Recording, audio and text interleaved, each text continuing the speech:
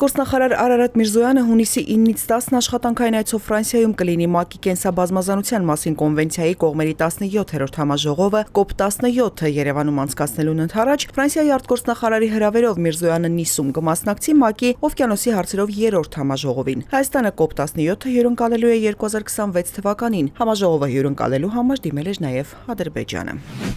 Նիկոլ Փաշինյանը հերթական անգամ ամենայն հայոց Գարեգին II կաթողիկոսի կուսակրոնությանն է անդրադարձել, հայտարարելով, թե նա զավակ ունի։ Սոցցանցում նա գրել է, եթե կաթողիկոսը փորձի հերքել, դա ինքն անհրաժեշտ ձևաչափով կապացուցի իր պնդումը։ Համաձայն հայ առաքելական եկեղեցու կանոնագրքի Գարեգին II-ը չէր կարող լինել եպիսկոպոս, արքեպիսկոպոս, չէր կարող ընտրվել եւ չի կարող լինել կաթողիկոս։ Կտրիչ Ներսիսյանը պետք է ազատի վեհարանը, գրել է Փաշինյանը։ Շվեդիայի խորհրդարանի հայ պատգամավոր Արին Կարապետը կարևոր է համարում Եվրամիության հետ հարաբերությունները խորացնելու ուղղությամբ Հայաստանի կատարած քայլերը։ Armenpress-ի հետ զրույցում նա ասել է, Եվրամիության հետ գործընկերության խորացումն ու հետագայում գուցե կազմակերպության անդամ դառնալը Հայաստանին թույլ կտա լուծել տնտեսական ոլորտի մի շարք հարցեր։ Արին Կարապետը միաժամանակ ընդգծում է Եվրամիությանն անդամակցությունը բավարար չի լինի Հայաստանի անվտանգային հարցերը կարգավորելու համար։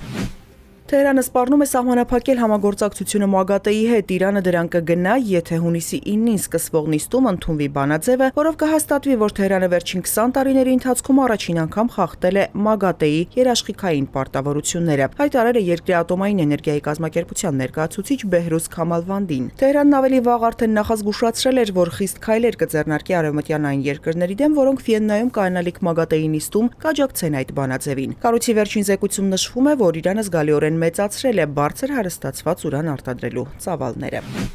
Իսրայելի ուժերը գրավել են մարդասիրական նավը, որը փորձել է խախտել Գազայի նկատմամբ սահմանված նավային շրջափակումը։ Այժմ նավը 12 հոգանոց անձնակազմով, որոնց թվում են նաև ակտիվիստ Գրետա Թունբերգը եւ Ֆրանսիայից Եվրախորհրդարանի падգամավոր Ռիմա Հասանը, ուղևորվում է Իսրայելի նավահանգիստ, հայտնել է այդ երկրի ԱԳՆ-ն։ Բրիտանական դրոշի ներքո նավարկող Մեդլին նավը պետք է Գազա հասցներ փոքր քանակությամբ մարդասիրական օգնություն եւ ուշադրություն հրավիրել այնտեղ ստեղծված հումանիտար ճգնաժամի վրա։ Իսրայելական կողմը հայտարարել է, որ նավի բոլոր ուղևորները անվտանգ են։ ԱՄՆ նախագահ Դոնալդ Թրամփի միգրացիոն քաղաքականության դեմ բողոքի ակցիաների ժամանակ վրաերթի հետևանքով 2 ոստիկան է տուժել։ ԱՄՆ ներգաղթի եւ Մաքսային ոստիկանությունը անօրինական միգրանտներին հայտնաբերելու գործողություն է իրականացրել Լոս Անջելեսի կենտրոնում, ինչը վերաճել է ցուցարարների հետ բախումների։ Կալիֆոռնիայի նահանգապետ Քևին Նյուսեմը սպառնացել է, որ նահանգը կարող է հրաժարվել դաշնային հարկերից ի պատասխան Թրամփի վարչակազմի կողմից դաշնային ֆինանսավորման հնարավոր լայնածավալ կրճատման։ Բողոքի ակցիայի մասնակիցները ճանապարհ են փակել, մեքենաներ հրկիզել։ Սպիտակ տունը հայտնել է, որ բողոքի ցույցերի ֆոնին 2000 հոգանոց ազգային գվարդիայի ուժեր կուղարկվեն քաղաք։